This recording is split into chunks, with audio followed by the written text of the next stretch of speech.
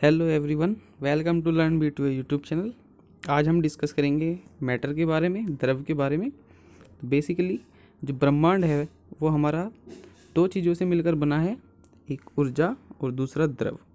ऊर्जा यानी कि हम लोग जो भी कार्य करते हैं, कार्य करने की जो भी हमारी एफिशिएंसी होती है, क्षमता होती है, उसको हम एनर्जी यानी कि ऊर्जा कहते हैं। और ऊर्जा को छोड़कर बाकी जो कुछ भी इस ब्रह्मांड पे है वो सभी द्रव कहलाता है।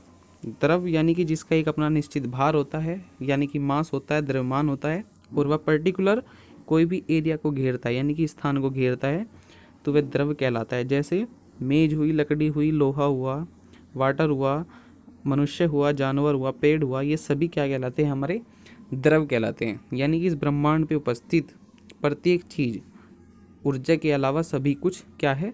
द्रव है। अगर हम द्रव के क्लासिफिकेशन की बात करते हैं तो हम द्रव का वर्गीकरण दो रूप से कर सकते हैं, एक फिजिकली और एक केमिकली।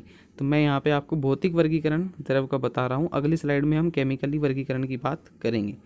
तो भौतिक वर्गीकरण में हम लोग तीन अवस्थाएं द्रव की पढ़ते हैं, जिसमें पहली ठोस अवस्था, दूसरी द्रव अवस्था और तीसरी गैस अवस्था होती है। तो ठोस अवस्था क्या होती है? यानी कि सॉलिड स्टेट, वैसा द्रव जिसकी आकृति निश्चित होती है और उसका आयतन भी निश्चित होता है, यानी कि शेप भी उसकी क्या होगी? कांस्टेंट होगी, और वॉल्यूम भी उसका कांस्टेंट होगा।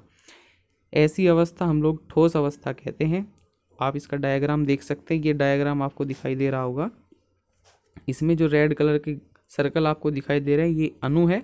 इन अणु की जो व्यवस्था होती है वो सघन रूप से व्यवस्थित होते हैं। इन दो अणुओं के बीच में पर्टिकुलर गैप नहीं मिलता, और ना ही इनके बीच में स्वतंत्र रूप से गति पॉसिबल होती है। इसी तरह से जब हम बात करते हैं द्रव अवस्था की, तो इसका डायग्राम आप देखिए, ये ग्रीन सर्कल अणु को डिनोट कर रहे हैं। तो ठोस की अपेक्षा इनमें स्थान अधिक होता है, मतलब दो अणुओं के बीच का जो गैप है वो ठोस की अपेक्षा ज़्यादा होता है, और ये मुक्त रूप से गति कर सकते हैं, लेकिन एक पर्टिकुलर सीमा के अंदर। मतलब जहाँ तक किसी बर्तन में द्रव होगा तो द्रव की उसी लिमिट तक इसकी अणु गति कर सकते हैं। ऐसे हम समझते हैं गैसीय अवस्था को। इसके डायग्राम में देखिए, रेड कलर के सर्कल अणु को डिनोट कर रहे हैं। इनके दो अणुओं के बीच में पर्याप्त रूप से स्थान पॉसिबल होता है, और ये पूर्ण रूप से एक स्वतंत्र गति कर सकते हैं विदाउट एनी लिमिट, बिना किसी सीमा के। तो आपने तीनों अवस्थाएं द्रव की देखी। अब आइए चलते हैं केमिकली वर्गीकरण की तरफ। तो केमिकली वर्गीकरण क्या होता है? देखिए, इसमें हमने आपको रासायनिक वर्गीकरण बताया है। तो रासायनिक वर्गीकरण में द्रव का मूल रूप से दो रूप में डिवाइड करते हैं, एक शुद्ध पदार्थ के रूप में और एक मिश्रण के रूप में। तो शुद्ध पदार्थ क्या होता है? वैसा पदार्थ जो पर्टिकुलर एक ही पदार्थ से बना हुआ हो। अगर हम सोने की बात करें, यानी कि गोल्ड, अगर उसमें कुछ और ना मिलाया गया हो तो हम उसको शुद्ध पदार्थ मानते हैं। 24 कैरेट का सोना, ठीक है। ऐसे ही जो मिश्रण होता है, मिश्रण हमारा तत्वों या यौगिकों का मिश्रित रूप होता है। जब दो या दो से अधिक तत्व या यौगिक यानी कि कंपाउंड को मिला दिया जाता है, तब उसे मिश्रण कहते हैं। ऐसे ही हम शुद्ध पदार्थ को दो रूप में डिवाइड करते हैं, एक तत्व में और एक यौगिक में। तत्व यानी कि शुद्ध पदार्थ के अवयव, जो हमें शुद्ध पदार्थ मिलता है उसके जो अवयव होते हैं उनको हम लोग तत्व कहते हैं। या फिर आप ऐसे समझ सकते हैं कि पृथ्वी पर जो मूल रूप से एलिमेंट्स मिलते हैं, जिनको हमने पीरियोडिक टेबल में रखा है, वो सभी क्या है? हमारे तत्व हैं। और दूसरा आपका यौगिक, यानी कि दो या दो से अधिक तत्वों के निश्चित अनुपात। ध्यान रखिएगा, मिश्रण में और यौगिक में यही डिफरेंट होता है कि यौगिक जो होते हैं उसमें एक निश्चित अनुपात होता है और मिश्रण में निश्चित अनुपात नहीं होता। तो तत्व हमारे कौन कौन से होते हैं? धातु, अधातु और उपधातु। यानी कि जो विद्युत की सुचालक होगी, जिसमें करंट का फ्लो हो सकता है, वो धातु, जैसे लोहा और तांबा।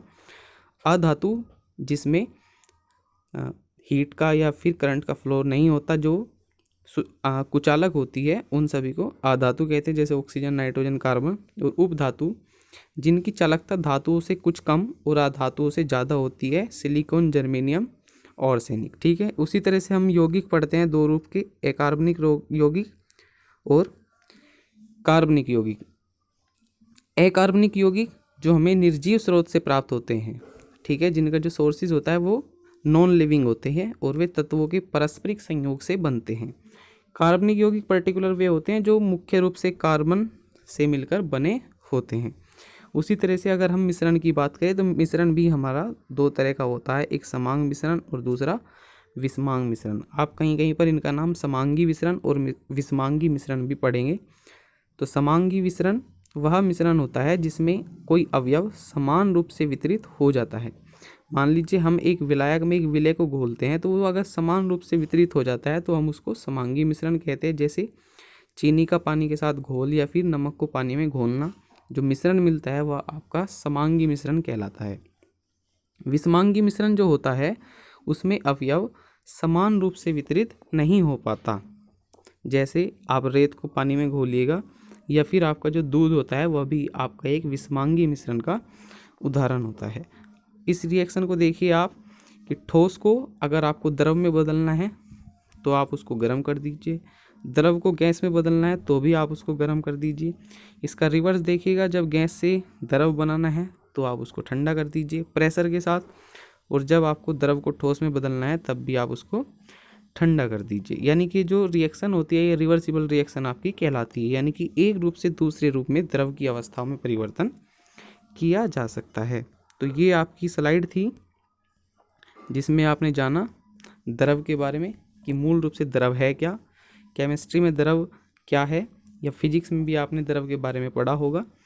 तो ये पूरी जानकारी आपको द्रव के बारे में मिल गई। आप चैनल को ज़रूर सब्सक्राइब करिएगा, learn B2A। Thank you very much for watching.